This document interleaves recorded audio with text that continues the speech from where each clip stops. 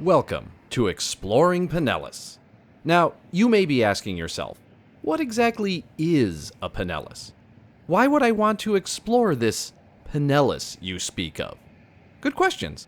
I'd like to take the time in this video to give a quick overview of this lovely region and explain a little about what makes it so great. In our opinion, anyway. Pinellas County is located in western central Florida. It's a peninsula in Tampa Bay, but it also has coasts that are directly on the Gulf of Mexico. Oh, quick aside, this is Tampa Bay. It's a body of water, hence the bay in the name. This is Tampa, a city on Tampa Bay in Hillsborough County. When referring to the entire area, it's fine to call it Tampa Bay, but when referring to the city, it's just Tampa. So, Tampa Bay, Tampa. Tampa Bay, Tampa. Tampa Bay, maybe, Tampa. Nobody gets angry or anything about using the wrong term, but it does out you as a tourist pretty quickly when you call the city Tampa Bay. Since we're on the subject, here's a quick lesson on land and sea terms. This is the mainland, which is pretty self-explanatory. This is the bay, and this is the Gulf. The bay and the Gulf are separated by barrier islands. Barrier islands are basically just sandbars that are disconnected from the land, so you may hear them called sandbars occasionally. This is a bridge. This is a causeway. The main difference between them is height, as bridges are above the water and causeways are essentially just thin stretches of land. Finally, keys. All keys are islands, but not all islands are keys. Keys differ in that they are formed by coral deposits rather than seismic activity. Anyway, back to Pinellas. Since it is a peninsula, it can be reached via the mainland to the north or by taking one of the 4 bridges to the east and south. The Courtney Campbell Causeway is the northmost, and it leads roughly from Tampa International Airport directly to Clearwater. This causeway is also State Route 60 or Gulf to Bay Boulevard. We'll be fishing here. Going south from there is I-275, the Howard Franklin Bridge. This one also comes from the airport, but will bring you to St. Petersburg and head south from there.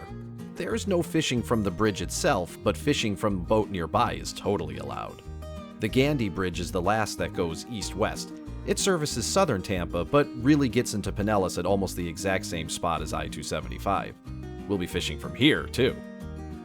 Finally, going north-south is the Sunshine Skyway Bridge. It's a massive bridge leading into Manatee County, and it's all lit up and beautiful at night.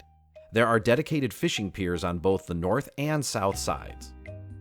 Despite being only 608 square miles, Pinellas County consists of 37 different cities and towns. I should note that since the barrier islands that make up the majority of the beaches have their own municipalities, there are a lot of towns with beach or shore in the name. From most to least populous, these cities are St. Petersburg, Clearwater, Largo, Palm Harbor, Pinellas Park, Dunedin, Eastlake, Tarpon Springs, Lealman, Seminole, Safety Harbor, West Lealman, Oldsmar, Gulfport, Bardmore, St. Pete Beach, Treasure Island, South High Point, Kenneth City, South Pasadena, Madeira Beach, Indian Rocks Beach, Bel Air, Tierra Verde, Feather Sound, Bay Pines, Harbor Bluffs, Ridgecrest, Greenbrier, Reddington Shores, Bel Air Bluffs, Bear Creek, Bel Air Beach, Reddington Beach, Indian Shores, North Reddington Beach, Bel Air Shores. Whew. Even though these cities are close together, all of them have a distinct personality. Tarpon Springs has the sponge docks, and its architecture is highly Greek-influenced. Gulfport has a cool, bohemian look and feel. Treasure Island leans hard into its pirate theme. Seminole is nice. Regardless of theme or location, every city on the peninsula has at least a few things worth checking out, and that's why we're going to be exploring it. We'll be going fishing in various locations, hitting every beach, trying out restaurants, and visiting interesting locations like museums, gardens, and parks. We want to provide as much relevant information as possible, so things like hours of operation, parking, entry costs, and pet/kid friendliness will all be included whenever possible. Now, this will be mostly our own personal experiences, so we may end up doing multiple videos on specific places if we happen to learn something new about it. We will be venturing out of Pinellas on occasion. Tampa will be the most common, but when we head over to Orlando, the Keys, or Volusia County to visit St. Augustine or Daytona, we'll be exploring those too. We hope you'll join us in our little tropical paradise. Subtropical paradise. And maybe find a few things you'd like to try if you happen to visit. So come along with us as we go exploring Pinellas.